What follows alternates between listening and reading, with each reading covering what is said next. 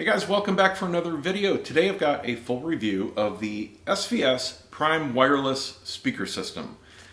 Wireless, we'll get to that.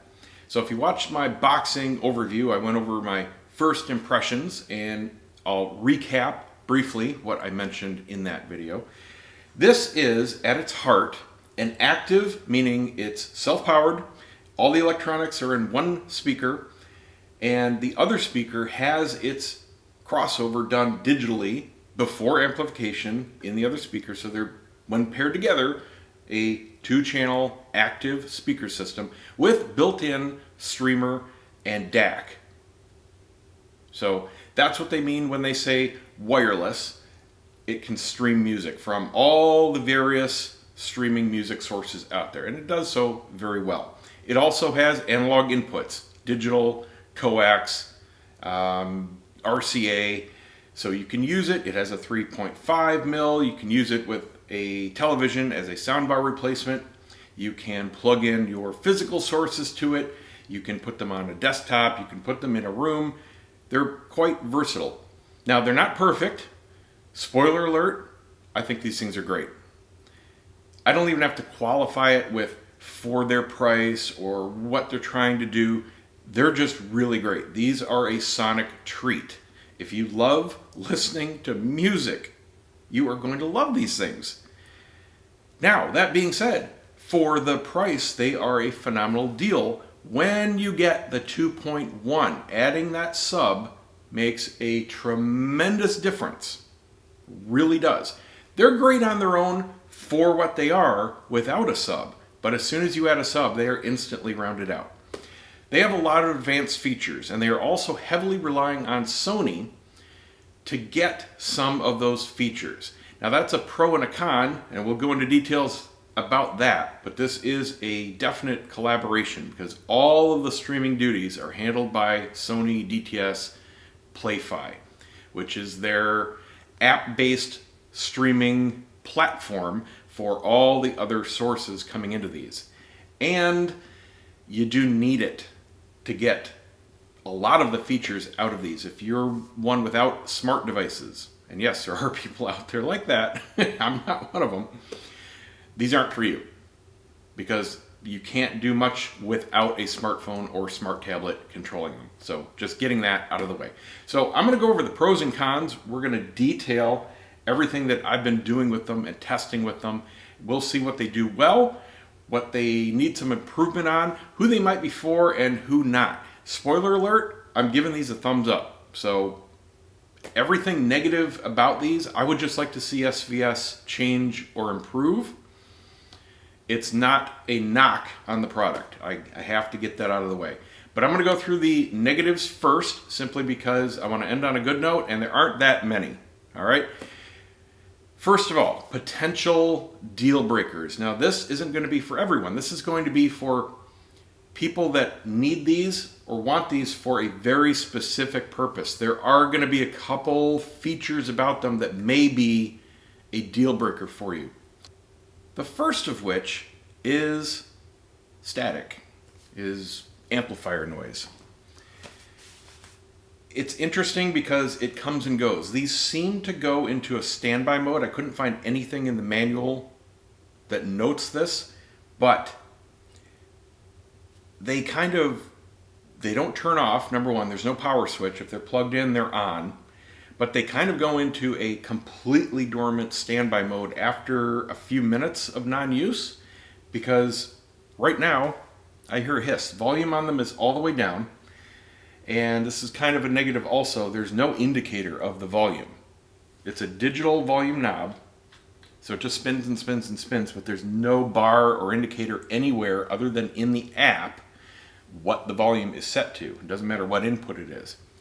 But when they're being used, like just touching the volume, there's a lot of amplifier hiss. I'll move this one closer to the mic here so you can hear, and it is very audible. I mean, it's not like you have to strain to hear it. It's loud. You can hear it feet away if they're turned up. If the volume is turned all the way down, you can hear them maybe a foot away. I mean, turned all the way down. So there, it's all the way down. No, I can still hear it out here. It's low level. The house is very quiet right now. The AC isn't running, or the heat, and you can hear it. But turned all the way up, it's obnoxious. So if you're thinking about using these on your desktop system, if you're like me, this would drive you insane. Absolute deal breaker. I have a very quiet office. My PC is water cooled. I'm SSD based. You know, it's just quiet. And if I'm not playing music and I hear that, these are going out the window instantly. Luckily, where these are going, to my parents' house, they will never hear it in their lives. So we're still good. But that is something that SVS needs to improve upon, period. Now, like I said, after a few minutes of non-use, they do go into some kind of standby and it completely disappears. But as soon as you touch the volume or touch the input or use the app, it comes right back. So it kind of wakes itself up. It's pure amplifier noise and it's in both channels equally. So that's really only the major problem. Everything else is design-wise or feature-wise that could be better. Now, as far as that goes, I would love to see some type of remote control functionality. And it's not like they haven't done it before. They include it with almost all of their subs. You get a nice little credit card remote. It's got all the basic features and functions like input, settings control, menu, volume, and you're good to go. The reason that's important here is you could very easily integrate them with almost any universal remote control for soundbar duty. As it stands, because they don't have any remote volume capability outside, again, of using a smartphone or tablet, which you can't integrate with a universal remote, you have to switch your TV, if it does it, or your input source, or whatever you're using, to variable volume output, which doesn't always work right. And then you're going to have to leave this volume cranked up to whatever the maximum you're ever going to use it at, which is probably maximum or close to it. And there's that hiss again. And then control your volume through the televisions or whatever source volume. So it's not intuitive for use as a soundbar replacement. Now, I have to say, they don't specifically market them that way. But the functionality is there. You do get the 3.5 mil input, which and the optical input, which are both typical of use for television out.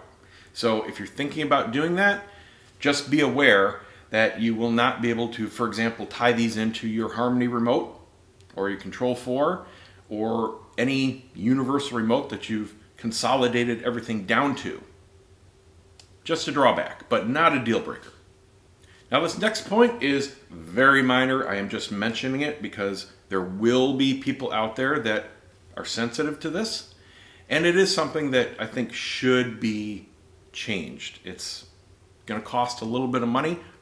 There's a couple different options. They can change some marketing material or they can change the product. I hope they change the product. This isn't specifically about the speakers, but the sub and other products in their line. I checked my other sub here, which has this feature, and it's also not correct. And I imagine most of their other products out there are like this. Piano Gloss Black. Piano Gloss Black is not a color. Gloss Black is a color. Black is a color. Gloss is a coating over the color. Piano Gloss Black means that you've taken gloss black and you've sanded it and you've polished it and you've put more color on it and you've sanded it and you've polished it and you've put more color on it, etc., etc., etc., to get a mirror finish, to get a perfectly smooth, flat, non-distorted gloss black finish. That's what these are. These have a beautiful piano gloss finish. Every surface is mirror smooth. You have a perfect non-distorted reflection. Deep gloss black, flawless finish. In the speakers, in the subwoofer, you do not. You simply have a normal gloss black. There's tons of distortion because there's distortions in the product surface itself. It's called orange peel. It's called eggshell. And there's also a defect in the finish of my particular subwoofer, which I don't care about. Like I said, these are going to my parents. They'll never notice it. But people do pay attention to this when they're spending $1,100 for two little speakers and a subwoofer. That's a lot of money to a lot of people. So There's some quality control issues as far as the defect. It looks like a meat tenderizer pattern somewhere either in the finish or in the base material. I don't care again, but it's there. It's very noticeable and you can feel it with your finger. The finish between piano gloss black and regular gloss black is day and night when you put them next to each other. And if you're getting a 2.1 system, they're all marketed as piano gloss black, and you instantly see the difference. And you're going, well, why does this one have all the wavy lines and the reflection and these are like a mirror? That's why. So I would love to see them actually produce all of their piano gloss black marketed products in piano gloss black. That would be fantastic. Or they really should change all their marketing material and stop calling their gloss black products piano gloss black. Either way, the way it is right now is not what you're actually getting. So just be aware, not a big deal, but something that's very obvious when you get this system, and I had to notice it. So that's really all the cons. You can see, not a big deal. Now let's get to the pros. Okay, first of all, who are these going to be for? These are going to be for a wide variety of people, because literally, I'm talking about the 2.1 system where you buy the 2 speakers and the SB1000 subwoofer, which I have to say is a perfect match for this speaker system for multiple reasons. First of all, size-wise, it fits in very well with them. It's their smallest subwoofer physically. It's a cube, no bigger than the 12-inch driver that's inside it. It's tiny.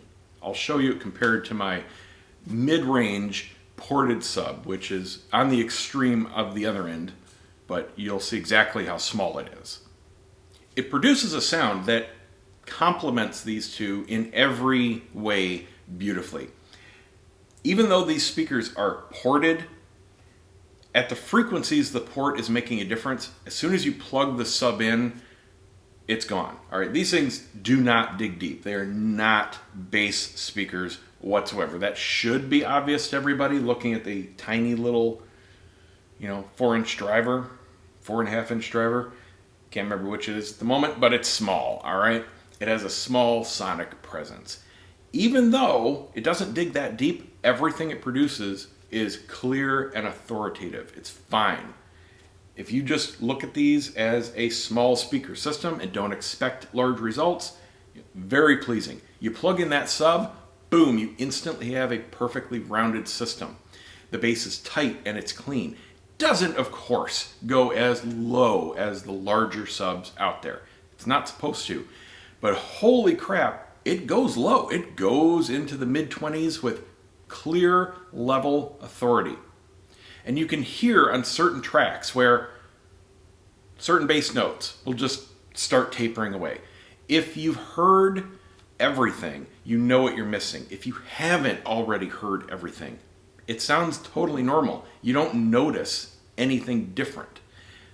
I have my 2 4000 series that go well down into the low teens with full authority, so I know exactly what's in the tracks I've been testing. So I know exactly where it's leaving off as far as what instruments are playing, what bass notes are supposed to be hitting, that kind of thing. But no one is going to be disappointed with the sound coming out of it. Now, if you haven't heard thousands of watts and large drivers playing the same tones and the same music as a few hundred watts smaller driver. It's a 12-inch. It's not tiny, but it's not huge. And it's only 300 watts, so it's not a powerhouse. But if you haven't heard the larger examples, you're going to think it's great. And it does play everything. You hear the music, you hear the tones. What you're missing between those two examples is the impact, the visceral impact. And the same thing goes for really any small bookshelf system compared to large tower speakers. These play stupid loud. Seriously, especially near field, which I'll talk about in a bit. Believe me, that's where you want these. But especially near field, even in this room. 12 feet back, 6 feet apart, a large, basically open room, especially over here on the edge, where it just opens up into a long 40-foot hallway in my open kitchen. These things play stupid loud. The difference between them and a large floor standing speaker pushing many times more power, these have to play at their maximum. And I've been testing these at literal maximum volume. Okay, it's necessary to get them to a great level in this room. It's not necessarily in your room, just note that. But they are pumping out their maximum, man. These speakers are bumping. Every ounce of energy they have, they're pushing out into the room. And they achieve a very loud result. The difference between that and large speakers is they don't have to do that. They have many times the area of these little cones trying to produce the exact same sound. And they do it more easily. They do it almost effortlessly. These things have to, bam, throw that sound out, and those just have to, because there's a lot more of them, and they're a lot bigger. What that translates to, in the end, is fatigue, is ringing of the ears, is the fact that you have to play small speakers at a louder volume to get the same result in your brain. I can play larger, higher powered speakers at a lower volume, I mean a lower sound level in the room, to get the same effect from the music as small speakers, playing louder. So you do have fatigue after a while. The further you get, the larger space you're trying to fill. If you use these near field, that is not a problem. Near field is where these things belong because they go from sounding really good to sounding magical. These things come alive when they are between 1 and 4 feet maximum from your ears. 2 to 3 feet is the sweet spot. Put these at a 45-degree angle from your head, 2 feet back, tow them in pointing directly at your ears, so crossed over about a foot behind your head. And you are going to be rewarded with a top-notch, three-dimensional, fully realistic soundstage between the speakers. Only between the speakers, though. That's the only big drawback to the soundstage. But it is truly magical. It is a literal goosebump experience. I only get goosebumps, physical. I mean, when your hair stands up, I don't know if you have hair or not, but I do, and whoosh, you get that experience, or I get that experience, from listening to music from the right track where your brain perceives it as someone, a human, is literally in front of you. And it's almost like you're a voyeur to the performance. If your brain doesn't have that, there is actually somebody in the room, I don't get it. It just sounds great. You know, it could sound like a beautiful sound stage and perfect tones and all that. But I don't get goosebumps unless my brain thinks there really is somebody. Like, you can close your eyes and there's someone there talking to you or singing to you, right? That's when I get that experience. And near field, on the right track, these do it. I only get that from my main speakers here on some tracks and one pair of headphones I have. And I'm doing a huge video on headphone and DAC comparisons. And I don't know, I've got like 10, 12 pairs of headphones, and only one of them does that. But these did it on my desk. And it's a cool, magical feeling. But the soundstage between the speakers is flawless. I mean, kudos to the design engineers. You may have heard, you probably haven't experienced this, but you've probably heard people and reviewers talk about the speakers disappearing. You might think, if you've never experienced it, that that's some kind of analogy. It's not. It's literally meaning the speakers are not there. They are not present anymore. They are gone. You've removed them from existence. They disappear. When you are near field, as I said, listening to these, playing the right track, you can stare right at the speakers, right in front of your face, and absolutely zero sound is coming from them. They are not there. All of the sound is several feet in front of you. It has depth. Some sounds are coming from a foot in front of your face, and some are 4 feet back. You hear where people are placed on a stage. You hear where instruments are placing. It's perfect, but only between the speakers. I think that has more to do with the drivers, possibly with the DPS inside, but what I find affects that most of all, that I found from swapping speakers here in my living room, is that it is the driver and the cabinet design itself. But the sound hits a hard wall, and this is near field, far field, and everything in between. The sound hits a hard wall at the boundary of the speakers. So, for example, I need a cheat sheet here. I have lots and lots of notes about music that I've listened to, and there are certain tracks where I'll be able to tell you specific things to listen to. One track here in particular, do not play that right now, thank you very much. I want the list. One track in particular is, Toto's 35th anniversary live in Poland. This album is fantastic, but their track, Africa Live especially, is a great test for sound beyond the confines of the speakers. These, you're playing it and it's a very wide sound stage. There's also depth. There's also very clear center image. But if you're playing on a system that goes beyond the speakers, the crowd noise wraps totally around you. It's almost like surround sound.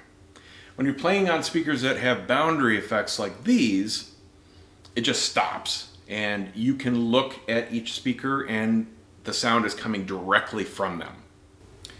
Shallow from Lady Gaga and Bradley Cooper. This is a track that is goosebump potential when in near field. Didn't get it in the open room, but it has that detail and definitely has the 3D realistic effect. Lisa Ekdahl's When Did You Leave Heaven? Again, especially near field, but even out in the room, a fantastic centered soundstage. Not quite the 3D effect if you're not listening near field. The depth kind of goes flat, but very easy to hear how much noise control. This is where you start to hear some of the static if you're in a very quiet place, because it has some nice quiet passages and decent dynamics, just speaking about the voice. Imogen Heap's Hide and Seek with the sub on. This is a great track to help blend the two together. It will bring out any crossover anomalies where you might hear part of the voice effect because it is an electronically enhanced voice. It goes a lot deeper than a straight female voice, and it's right in that range. And you could definitely tell if certain frequencies are being amplified, certain ones are in a null. It can also help you place the sub. It's a very good crossover point track. Billy Idol's Prodigal Blues. This is another great track specifically for tuning in your sub. This is going to be more for the placement of it. You can't do anything about EQing it, but you can certainly dial it in to get as even a response as possible. And this track has very strong ultra low bass, not quite to the low 20s, but certainly in the range of the vast majority of subs out there. And it really brings out how flat and even the response of this sub truly is in the right spot. Yoshi Horikawa, Bubbles. This track is phenomenally easy to tell how good your soundstage is. Basically, it is a three-dimensional recording of dropping things from ping pong balls to marbles to ball bearings, and especially the first 30 seconds or so. You hear things on a proper system go from front to back, rolling from left to right. Every single object dropped should be pinpoint precise, and it should make you feel like something is there. You should hear a marble drop. You should be able to visualize it bouncing on whatever surface it's on. It's something hard and non-resonant because you just hear the material. You hear the material of what items are being dropped. It just doesn't sound like the sound of something being dropped. It sounds like that is a glass marble, that is a plastic ball, that is a metal ball bearing. it is extremely easy to tell the difference on a well-resolving system. By the way, the soundstage is also way wider than the speakers on a good system. It stops precisely at the boundaries of the speakers here. So on a good system, you'll hear things rolling off way past the speakers. And for example, when something drops in the middle and it rolls to the right, it just stops here. You're looking directly at the speaker, all right? On a better system, it just keeps rolling. You don't know exactly where the speaker is if you close your eyes. But everything in between the speakers, magic, just absolutely precise. And in near field, you get depth. That's the biggest difference between near field and far field with these. If you're within 4 feet maximum from these, you get some great depth. 2 to 3 feet is the sweet spot. Speaking of sweet spots, really quickly, I'm impressed with how wide the sweet spot is. Of course, in near field, it's pretty narrow. If you're just sitting still in one chair, magical. But even here, far field, in this room, 6 feet apart, and by the way, you get a 10-foot cable between them, so that's your max, and you don't want to go beyond 6 anyway. It doesn't do a thing. I have a good couple feet of sweet spot to wiggle around in my chair and nothing changes. So it's a really nice sweet spot. Not super directional tweeters on these, not like a Klipsch, for example, where you're still locked into head in a vise, even far field. No, you got plenty of wiggle room in your favorite chair with these, so that's really cool. Moving on. Daft Punk's Get Lucky. Now, this is a great track for listening to a lot of different things if you pay attention to one thing at a time. It's a high-res track, so you're not hampered by any kind of performance that way.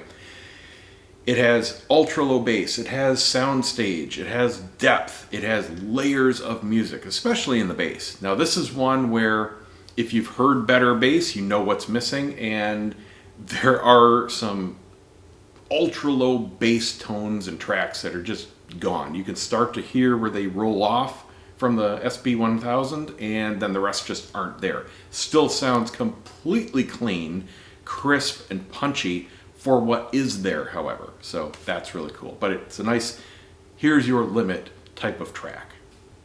Norah Jones' Little Room. This is a track I've talked about repeatedly because it is so easy to help with your toe-in. She is being recorded in a little room. On a great sounding system, you will hear the reverb of the room she's in. You're going to hear her singing into the mic, which is just a few inches away, and then you're going to hear the reverb just a few feet away of the wall behind her, then hitting her mic.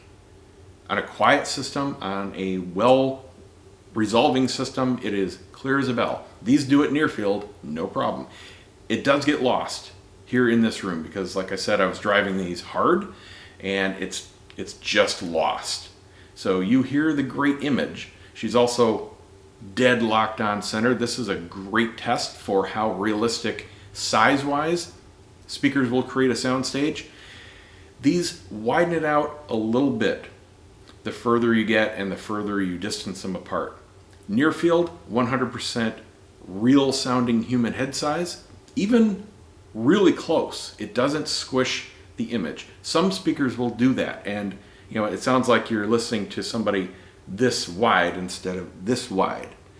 But even near field, it maintains a normally sized center image, so that's really cool. And it just widens out a little bit, still maintains a great center lock, but she gets a little more diffuse. Not brain tricking realistic, but still really good. One last one here I have to mention. This is great for dialing in your balance between your sub volume level and your speakers. Tom Petty's You Wreck Me. This is a very warm electric guitar sounding track. The down, down, down should resonate in your chest with a authoritative bass tone to the guitar, but it should not bleed at all into his voice. His vocals should cut through all the rest of the sound like a hot knife.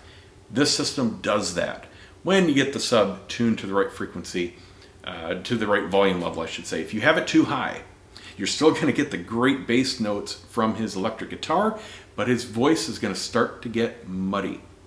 And the mid-range tones in his voice will start to just diffuse a little bit. You shouldn't have any of that. They should be completely separate. If those bass notes, you're just hearing the guitar and you're not getting any kind of real strong reverb from those notes hanging off the guitar, you don't have enough, or the sub isn't in the right position in the room. But when you get it right, you're going to think to yourself, or finally know what it means to say, that is a warm tone, but his voice is still going to be clear as a bell. And just as a quick size comparison, this is the 12-inch SB1000 sub, same size as the SB2000 and not a whole lot smaller than the SB3000. Sealed subs don't take a lot of space, and it's a cube, pretty much the exact same dimensions. You do have a great amp with nice flexibility, crossover, variable phase, not just 0 and 180, high and low level inputs and outputs, power switch, auto on or on all the time switch in the back. Works great. You do have a blue light which shows either on or standby. It'll go to red. If you don't like the light, well, too bad. No, just kidding. You can put a little piece of electrical tape over it. That's what I do. I don't particularly like lights on my equipment. On the better subs, they give the option of turning the display off. Hello. And that's what I do on all of mine. But there's no way to turn it off via a switch or an app. There's no app control for this sub, but you know what? You don't really need it for a system like this. It's all about physical placement. The the grills are mesh, and they look great. They're not magnetic on either the sub or the speakers, just normal little posts, but they look fantastic. I like the logos that don't particularly stand out. Did a great job of that, and the sub is exactly the same. But you can see the size difference here to a PB4000. Driver size isn't that different. It's only 1.5 inches bigger on the PB. The difference is the cabinet volume needed for, number one, a lot more power, but number two, and more importantly, being ported. So note, if you're looking for a system that doesn't take a lot of room, stick with sealed. The difference is dramatic. I mean, it's about 1/8 of the total volume, and that's not an exaggeration. They do also include one of their high-quality interconnect cables. At first, I thought this was specifically marketed by them as a subwoofer cable, until I noticed that there is indeed a red ring on here, and I think they just basically pick a left or right of their normal interconnect cables and include it, but they called it a subwoofer cable in the package, so that's why I wasn't clear. But it's not listed anywhere on the website. The interconnects are, though, so they will come in left and right pairs if you buy them as such, but if you get a single, I guess you just get what you get. They are noting a directional arrow. Now what this usually means, what it should mean, is that only one end of the shielding is attached to ground. The question I had, I got it pointing in the flow of music, as they say, from source to output. Sometimes, though, that will point to where the ground point is, so it should be connected the other way. I hear absolutely no noise coming through the sub, so this is probably the correct way. I reached out to them, I haven't heard back yet, but this is working just fine. And sometimes, if you've got a really clean signal path, it doesn't make any difference either way. So just note that. So to wrap it up, 2 huge thumbs up. They do exactly what they're marketed to do very well. Absolutely love the sound, especially for the price. I can just categorically say they sound awesome near field. I don't care if they were double the price. They would have smiles on the face of everyone that buys them. But for $1,100 with that sub, $600 just for the speakers if you want to use them on a desktop, great value, but phenomenal sound, bar none. So there you go. If you liked this video, give me a thumbs up. If you really liked it, subscribe to see more. And stay tuned, I'll have a video soon of replacing a soundbar with this system, and we'll see what kind of difference it makes to non-audiophiles. See ya.